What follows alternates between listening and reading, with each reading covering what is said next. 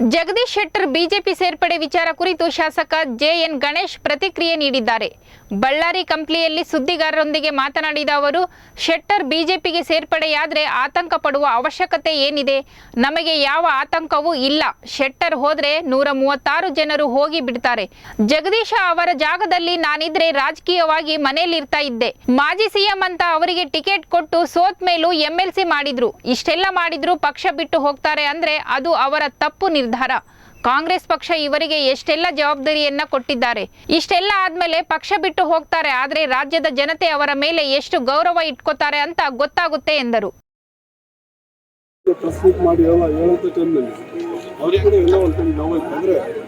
ರಾಜಕಾರಣ ಬದಲಾವಣೆಗಳು ಇದ್ದೇ ಇರ್ತವೆ.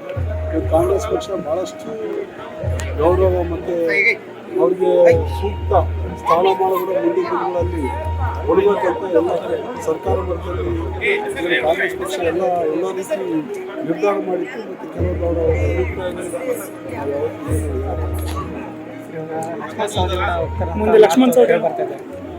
ಕಾಂಗ್ರೆಸ್ ಪಕ್ಷ ಇವತ್ತಿಂದಲ್ಲ ಬಂದಂಥ ಪಕ್ಷ. ಕಾಂಗ್ರೆಸ್ ಪಕ್ಷಕ್ಕೆ ಯಾರು ಓದಬೇಕು ಯಾರು ಬಿಟ್ಟರೇನು ಕಾಂಗ್ರೆಸ್ ಪಕ್ಷ ತತ್ವ ಸಿದ್ಧಾಂತಗಳು ಏನಿದ್ದಾವಲ್ಲ ಅದು ಯಾವತ್ತೂ ಕೂಡ ನಾವು ಬರೋಕ್ಕಾಗಲ್ಲ. ನನ್ನ ಅಂದರೆ ವೈಯಕ್ತಿಕ ವಿಚಾರ ಹೋಗಲ್ಲ ಅಂತ ಭಾವಿಸ್ತೀನಿ. ಮತ್ತು ರಾಜಕೀಯ ಬೆಳವಣಿಗೆ ಕಂಪ್ನಿ ಉತ್ಸವದ ಬಗ್ಗೆ ಮಧ್ಯಾಹ್ನ ಮೀಟ್ ಆಗಿದ್ದೀನಿ ಯಾರಿಗೆ ಜಿಲ್ಲಾ ಉಸ್ತುವಾರಿ ಸಚಿವರಿಗೆ ಅವ್ರ ಹತ್ರ ಡಿಸ್ಕಷನ್ ಮಾಡಿ ನಾನು ಮುಂದೆ